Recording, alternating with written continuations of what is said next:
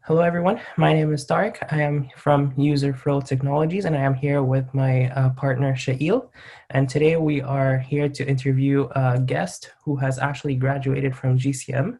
And he is here today to talk to us a little bit about responsive design. Hi, my name's Charles. Tariq already introduced me. So our first question to our guest is, what's your name, your education, and your work, and your position in the industry currently? Perfect. Hello, everyone. My name is Omar Jabbar. I'm a UI UX manager at an online institute, which services roughly 130,000 students globally. I'm also a graduate of Ryerson University, as Tariq has already mentioned. I graduated from GCM with a Bachelor's of Technology. I got into the industry or into the UI UX for the past 10 years or so now. Nice. GCM graduate. It's a bonus. Our second question is, what made you choose the industry, and how long have you been in this industry for? So as I mentioned that I've been in the industry for about 8 years now. I've been, sorry, just give me 1 second. My son is about to go to the stairs. Oh, Never mind. Okay, she's here. So I've been in the industry for about 8 years. But prior to being in the industry, I've been designing since 2002, 2003, since like Photoshop 3 or Photoshop 4. And after I got into GCM, that's where I started formulating. I started formulating where I want to be and how I want to position myself into the industry, and I just went from there. Nice. That's Nice. Interesting. You've been in this industry for quite a bit of time now, so Exactly. I was actually every time I had my GCM classes or courses, I would actually, because I did contract work on the side while I was in uni. Okay. I would be designing or doing something during my in between my classes or whatnot. Okay, so talking about GCM, how did you make the shift from a program that primarily focuses on printing technologies and apply it to the UI of a product or digital scale? How did you make that switch? Well, to be honest, before coming into GCM, I had applied for GCM thinking it was more of a graphic design program, right? Because of the word graphics. And that just goes to show the unlimited knowledge I had before learning about the certain program, because graphics in the industry is known towards printing, right? Graphic design is a separate terminology altogether. So when I came into the program, it was a little bit of a shock for me. I said to myself, what would I ever do with print or binding a book or learning about the layouts or learning about how many pieces of sheets can fit, how many impressions can fit on one big sheet, right? Yeah. Like, all those 2-up, 4-ups, right? All of those. Yeah, and position class. Position, exactly, right? Yeah. While I was going through it, even typography, I said to myself, when in the world would I need to know what kerning is, right? Or when in the world would I need to know, like, the line height and things like that, right? But it turned out that it was one of the most beneficial programs I had been to, simply because it established a foundation for me. The imposition and layouts allowed me to look at layouts now that I do for applications or web applications, on how best I can utilize the space that I have, right? Yeah. Layout is extremely important. The work that you guys do in InDesign, I'm not sure if you guys are still doing that project where you have to create a package design, right? But things like that actually contribute quite a lot to how you need to go from creative to your end product, right? Now, UI UX is not, the end product is not printing, but the foundation is still there, which is understanding fonts, understanding layouts, understanding impositions, right? So yeah, it's actually helped quite a bit from understanding that foundation. So after 2 years of spending in GCM, where I started choosing more of marketing communication courses, because I said to myself, I have this knowledge, I want to use my design or my creative abilities and combine the two together. I have a bigger advantage over other individuals.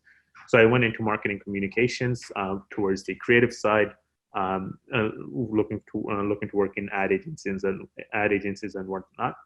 After that, when I started seeing the trend towards technology more and more, I started focusing more and more towards application and web design, web application design.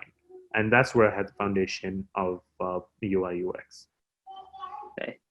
Our next question is, what's your thoughts on responsive design? Obviously, you start with like the ad agencies, like the design part, and then you transitioned to the UX UI design.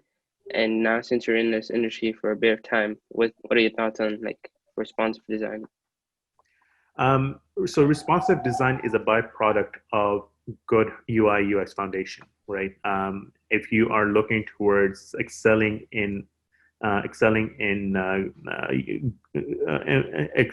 embodying good UI UX, user interface and user behavior, you should always have the responsiveness aspect down. Like that should be the core foundation, one of the core foundations.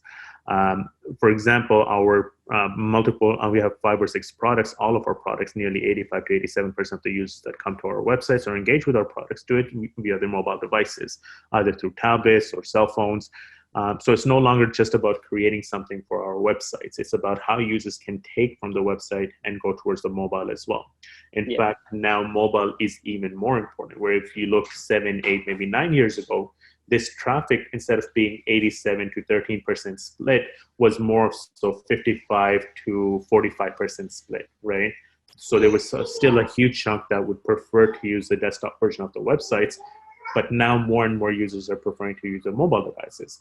So the main difference between mobile device and a desktop is the amount of real estate that you have. How can you create purposeful design, a purposeful user behavior, create purposeful user interfaces for users to get from point A to point B more efficiently, right?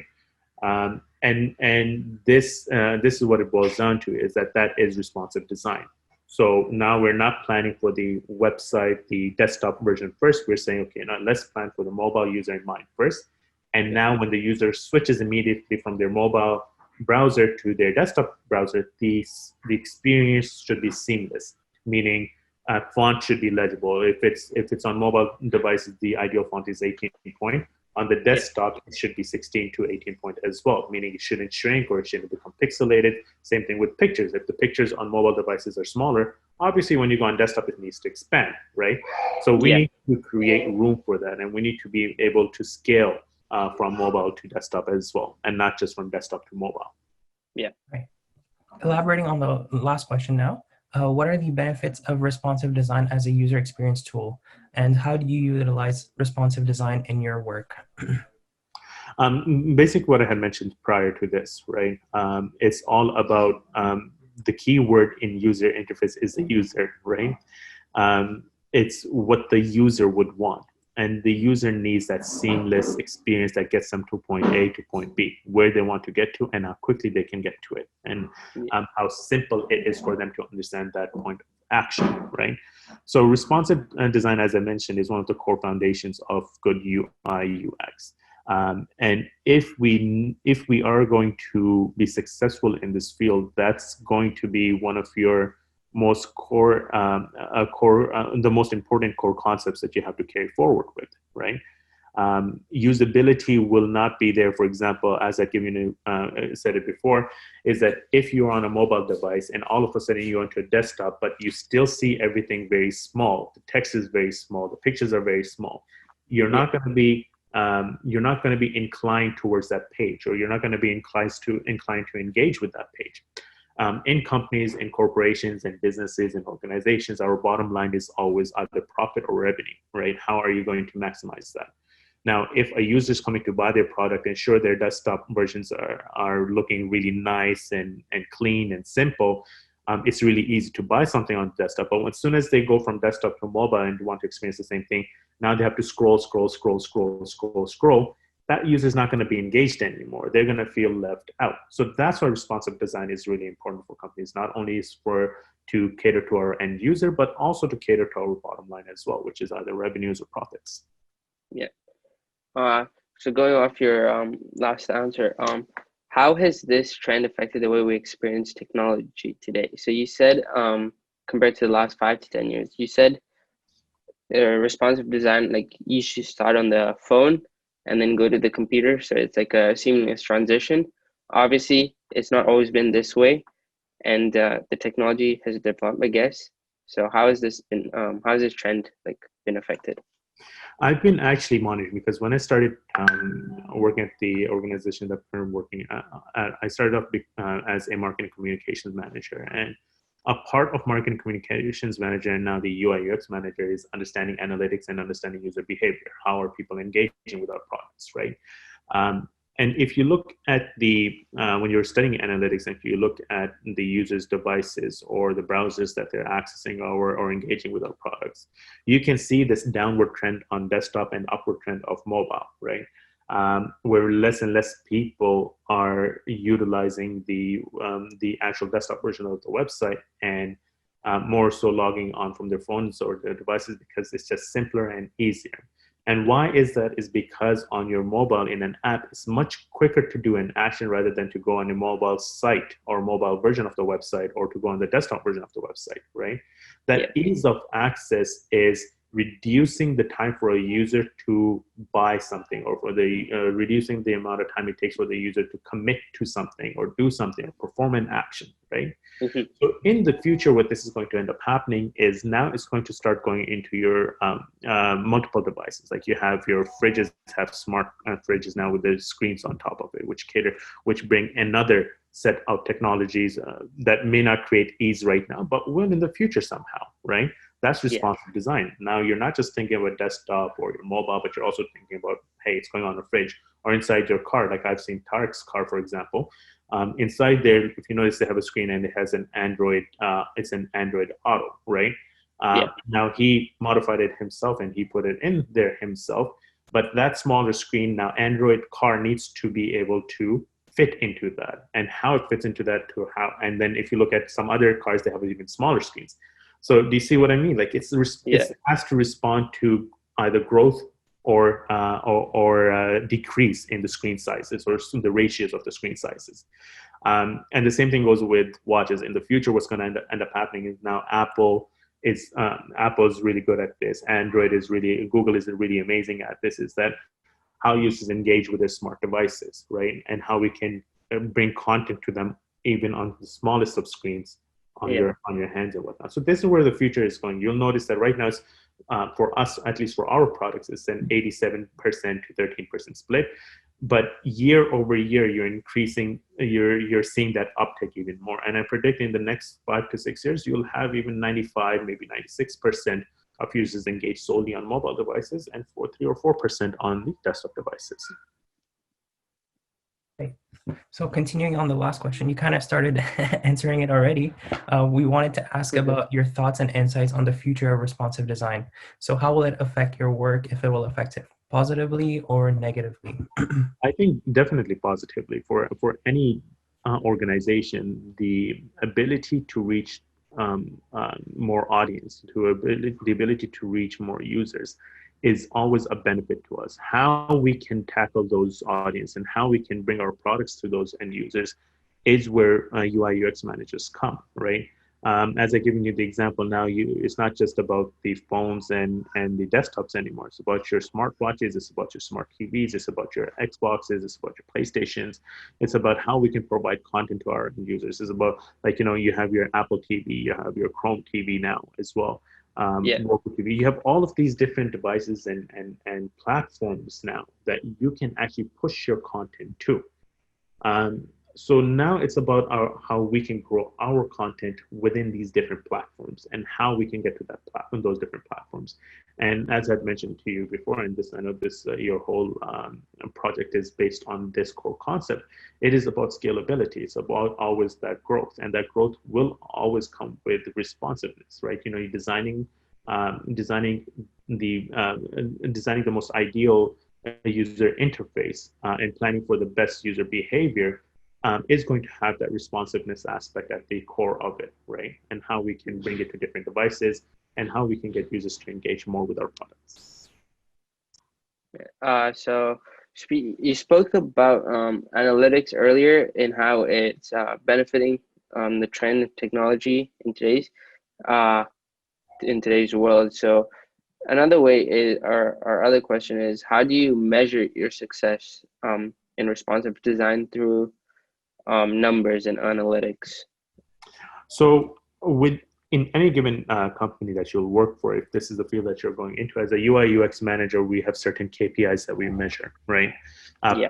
Key performance indicators, right? How do we assess that our UI is actually working? How do we assess that what we have put forth is actually going to benefit us, or what are the things that we should improve on?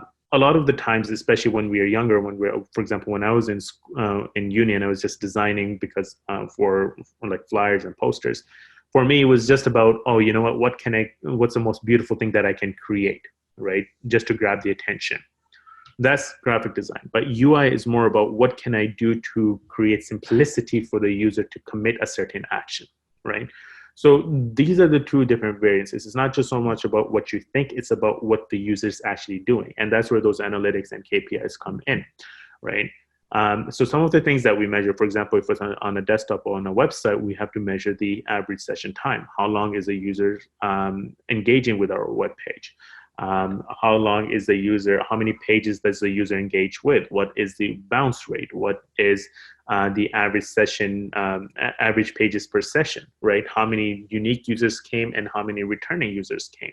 We also look at demographics, right? We look at their ages, we look at their genders, we look at their locations, we look at their browsers, we look at all of these different indicators to give us information on how and what we can do to measure our success. For example, if I produce something and I notice that iOS users are engaging with our application much less than our Android users, then I have to go into and look into maybe our application or our web pages are not optimized for those devices, or there's some error, there's some problem that's happening, right? So that's more on the website side of things. When it comes to applications, it's something different. We use Google Firebase as part of our development, and that gives us key indicators of how users are engaging with our applications, right? So it's about active engaged users. How many users are actively using the application on a daily or a weekly basis? What actions do they commit within the app? When they're in the app, how long is their duration of that engagement with the application? How many users clicked register? How many users didn't click register? And when you combine both of these applications or websites, we also look at the conversion rate. What was the net number of people we brought in, and what was the actual conversion that we had? And if the conversion rate is really low, then we look at, is the content an issue or is the design an issue? So we use multiple tools. For example, we use Google Analytics, obviously. We use Microsoft Clarity, which just got launched. We also use HubSpot Analytics and some other of these softwares that are out there to create the best understanding of our products that we're pushing to our users. Right. So we just talked about the success, how to measure the success of our work. But before we get to that, how do you set yourself apart from other competitors and companies in your industry through responsive design? And do you have any advice for, for example, us, we're third year, we're going to graduate maybe in a year and a half. So do you have any advice on how to set yourself apart from other competitors in the industry? In regards to how to set yourself apart is always staying ahead of the curve, right?